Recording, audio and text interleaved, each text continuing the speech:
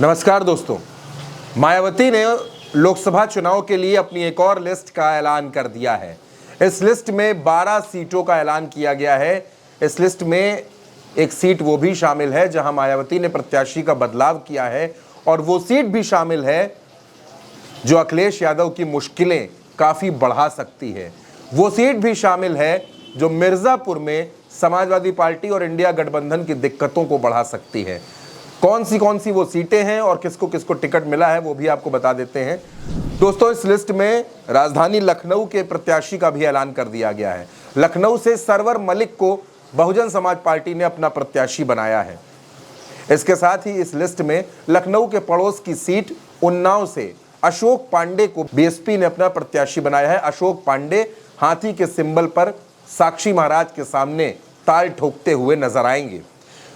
बाकी इस लिस्ट में जिन लोगों के नाम है वो भी हम आपको बता देते हैं। मथुरा से सुरेश सिंह, गाजियाबाद से नंद किशोर पुंडीर, अलीगढ़ से हितेंद्र कुमार उर्फ बंटी उपाध्याय, और मैनपुरी जिस सीट से समाजवादी पार्टी प्रमुख अखिलेश यादव की पत्नी डिंपल यादव चुनाव लड़ रही हैं, उस सीट से गुलशन देव शाक्य को बीएसपी ने अपना प्रत्याशी बनाया है। दोस्तों, मैनपुरी में शाक्य वोटर्स की संख्या ठीक ठाक है और वहां पर मायावती ने शाक्य समाज से आने वाले प्रत्याशी को टिकट दिया है। इसके अलावा खीरी से अंशय कालरा रॉकी, मोहनलालगंज से राजेश कुमार उर्फ मनोज प्रधान, कन्नौज की सीट जहां से अखिलेश यादव के चुनाव लड़ने की चर्चाएं हैं उस सीट पर इमरान बिन जफर, कौशाम्बी से शुभ नारायण, लालगंज से इंदु चौधरी। लालगंज की सीट वो सीट है जहां 2019 के चुनाव में बीएसपी और सपा गठबंधन की संगीता आजाद चुनाव जीती थी,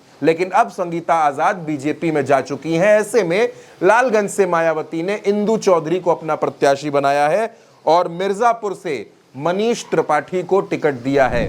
दोस्तों, ये वो 12 नाम हैं जहां मायावती ने अपने टिकट का ऐलान किया है। अब इस लिस्ट को समझना इस लिहाज से भी बेहद जरूरी है क्योंकि इस लिस्ट में मायावती ने कई अहम सीटों पर प्रत्याशियों का ऐलान किया है, जिसमें मैनपुरी है, कन्नौज है, लखनऊ है, मिर्जापुर है। और अब तक अगर सारी लिस्टों को जोड़ा जाए, मायावती की सभी लिस्टों को देखा जाए, तो उत्तर प्रदेश में मायावती अब तक 36 सीटों पर अपने प्रत्याशियों के नाम का ऐलान कर चुकी हैं। यानी मायावती की पार्टी में अब 36 सीटों पर तस्वीर पूरी तरह से साफ हो चुकी है। और क्योंकि मायावती बहुत पहले से ये कहती आ रही है कि वो उत्तर प्रदेश के लोकसभा चुनाव में, यहाँ जो चुनाव चल रहा है, 80 सीटों पर किसी भी पार्टी के साथ गठबंधन नहीं करने वाली। आपको याद होगा, ओवैसी भी उनके पास गठबंधन के लिए गए, मायावती ने मना कर दिया। पल्लवी पटेल उनके पास गठबंधन के लिए गई, मायावती ने मना कर दिया। मायावती का क्लियर कहना है, साफ कहना है, और वो घोषित कर चुकी हैं, वो बयान दे चुकी हैं कि उत्तर प्रदेश की 80 सीटों पर मायावती और उनकी पार्टी अपने दमखम से चुनाव लड़ेगी। दोस्तों, 36 सीटों पर प्रत्याशियों के नाम का ऐलान हुआ है।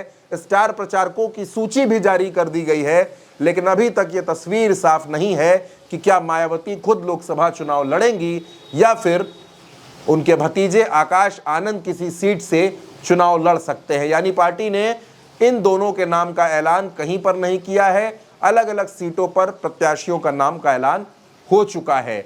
अब ये देखना होगा कि मायावती की पार्टी के ये प्रत्याशी बीजेपी के लिए मुसीबत का कारण बनते हैं या फिर अखिलेश यादव और इंडिया गठबंधन में जो कांग्रेस है उन दोनों की दिक्कतें बढ़ाते हैं।